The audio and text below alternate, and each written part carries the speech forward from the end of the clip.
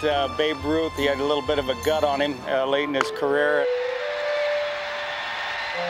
Actually pointed to the center field bleachers and hit the phantom home run, ran the bases,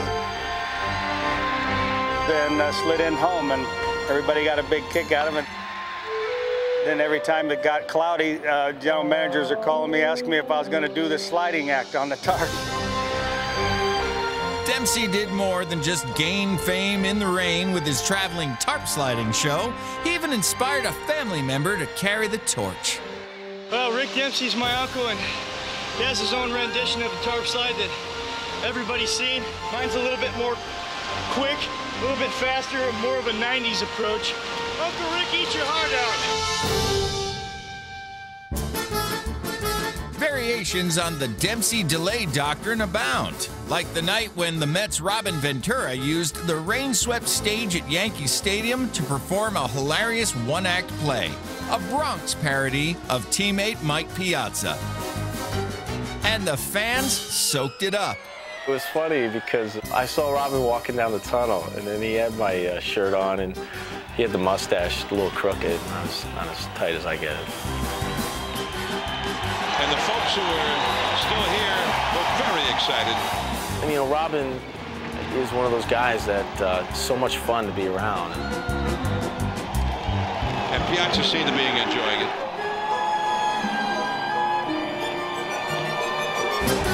He's the guy that's just, you know you're going to laugh. I mean, you're going to be down one day, he's going to say something, and then just for him, that's just so typical of what, you know, he does for a ball club, just adds that comic relief.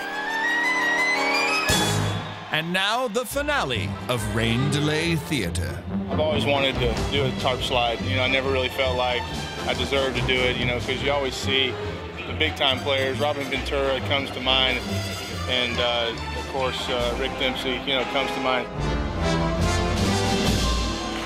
There's a rain delay, and, you know, I just wanted to have a little fun with it. Back here at Comerica Park, where the rain is still falling, and Todd Jones has donned his Maglio hair and his Maglio jersey, and perhaps is going to recreate the 2006 home run that Maglio hit over Houston Street to put the Tigers in the World Series.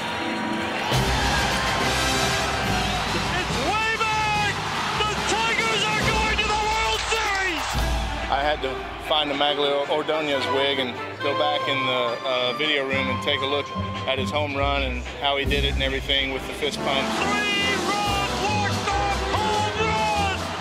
The Tigers are going to the World Series. This is a terrific show. Had a lot of fun with it. It was a big thrill for me, and you know, I really enjoyed that. Something I always wanted to do. Here now is a classic blooper in which fear is a factor. All-Star games are supposed to be a lot of fun for the players, for the media, for the fans. Randy Johnson's on the mound, and he throws one of those 185-mile-an-hour fastballs. Watch the reaction of John Kruk. And Kruk jumps back and he starts pounding his chest. Would you say his heart is palpitating a bit? It was up 2 or 3 feet over his head, and everybody knows intentional. He did that on purpose. He did that on purpose. He did it on purpose. I said to him, "Did you do that on purpose when you threw that ball over Crook's head?" And he kind of looked at me and smiled like, "Yeah, you know, of course I did." Johnson has had pitches clocked at as much as 102 miles per hour in Major League play. I don't blame John one bit. When I stepped in the box, I said, all I want to do is make contact. And after the first pitch, I said, all I want to do is live. He bailed out again at the breaking ball. He wants no part of Randy Johnson. And I lived. So I had a good at-bat. John had no chance. So you would have thought that 4 years later, at the '97 All-Star Game, Larry Walker would have seen this coming. He did it again! He did it again!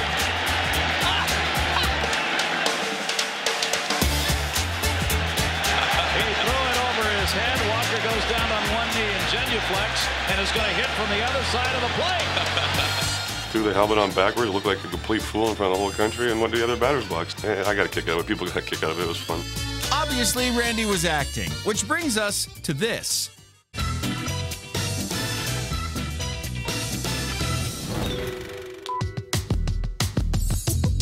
In the night lights of the ballpark, players often shine. But in the bright lights of TV, well, not so much. Broken. Boom! Action! When pitchers are too hot to handle, I use Susie's oven mitts. What's the deal with those sideburns, man? I don't know. You know, hitting for me is easier than acting, that's for sure. Nope, I'm single. My name is Johnny D. I'm drinking Pepsi. And if you can be a better rapper than me... Take 2, 3. Oh, man, I better stick to baseball. See, now that's a veteran talking. But teams still ask these guys to become actors for their annual commercials. And although a few have met with critical success, the Seattle Mariners always manage to come up with some of the very best. You think they call that bat a fungo because it's fun? I mean, fun, go?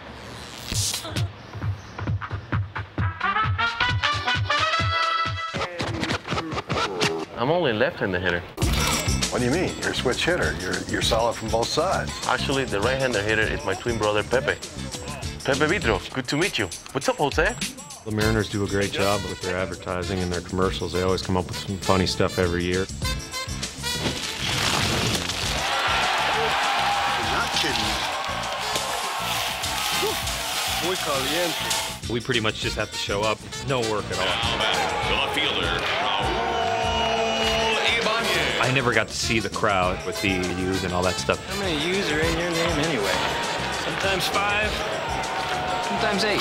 We have a great time doing them, and the outtakes are great. It's really cool to be a part of. Sometimes 5, sometimes 8.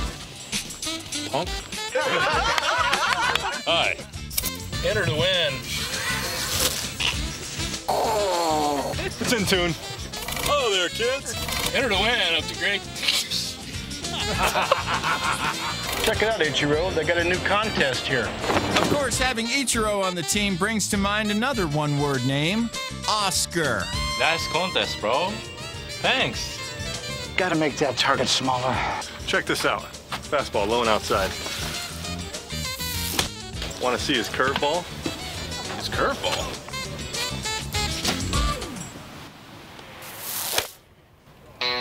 Just a bit outside. But the Mariners aren't alone. The Colorado Rockies also get the most from their players. The process of making commercials is great. We have great producers. They just have a blast with it, and they come up with some great ideas. They become pretty interesting, pretty comical, I think, for the most part. They're a lot of fun to do, I know that.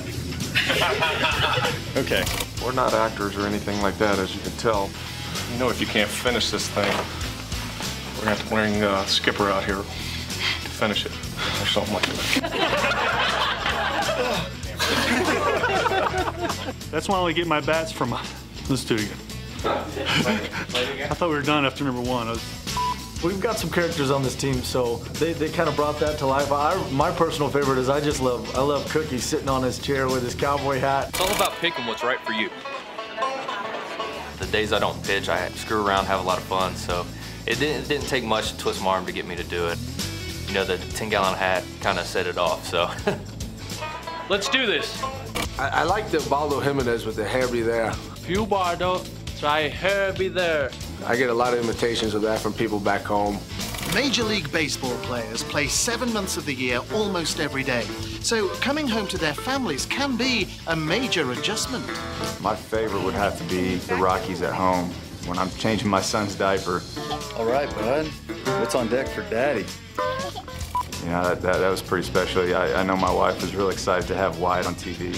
My favorite commercial is probably the wedding one when Todd comes in and tells the guy if he needs help on his honeymoon, then to call him. Let me know if you need help with honeymoon. To be able to just relax, make some fun commercials that the fans enjoy, it's something that's pretty neat. They're too hot to handle. I use Susie's oven mitts. Really? The good news is these guys have another job to fall back on, and it's one where they get to act like ball players. This classic is one of the all-time base running blunders, courtesy of Ruben Rivera. Rivera leading from first. Grace holding on the bag against it. The pitch. Swinging. There's a shot deep in the right center.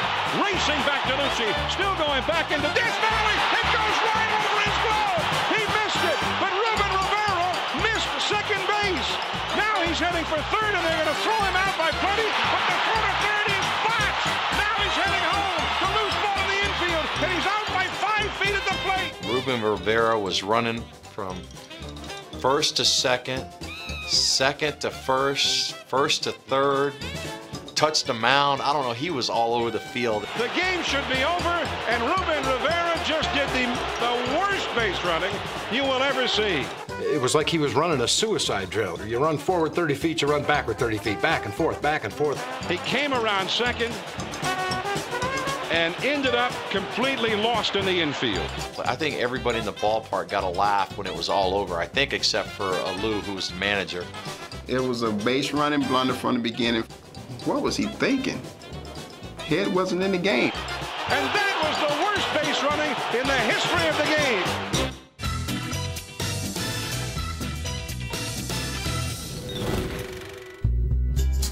Guys sure seem to leave their base-running bloopers in San Francisco. For before Rivera, there was Calvin Murray. Base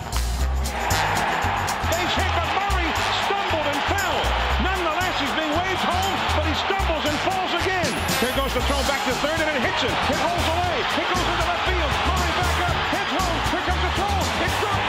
It's wide of the mark, and he scores, and the Giants win the game unbelievably. That wouldn't have happened if he'd listened to his coach. Stop at first, and then we're going to take a primary lead, 2 shuffle steps, and then we're going to go first to third. It seems simple for some. Run down. Get there. But not for everyone. And you won't see one like that very often. Easy. Curveball lifted. Not an easy play. Bernsey coming. Diving, and he can't hold on. He scrambles for that baseball. Where do you go with it? Sliding in. Out! Out of way. Berkman stumbles around second base. Sniper, okay. Sniper in the upper deck. They do have the pickoff play on. So one time you'll dive back to third. Okay, you throw these arms back, and now you thrust back.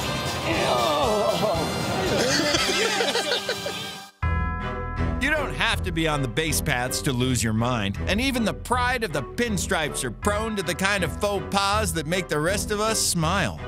Matsui has it. Tag from Hillenbrand. I was at second base, put his head down, and he started jogging in. And look at this. He has no idea that there is just 2 out. And then he looked at some people in the stands, and I thought he was going to flip the ball into the stands in left field. And by the time I made up my mind to go, he had already run halfway in from left field to third base. And he's going to get Zahn at third base. What was Matsui thinking? Could it have been the same thing Johnny Damon was thinking on this play? Driven out to left field. Damon back, battling the sun, still battling it, and he makes the play. And he forgot how many outs there were, and they're going to wave home Turner. Here's the throw, and it is a 2-base sac fly. Well, yeah, you obviously got to know how many outs there are. You sure do. But just a few days later, the Yankees were at it again.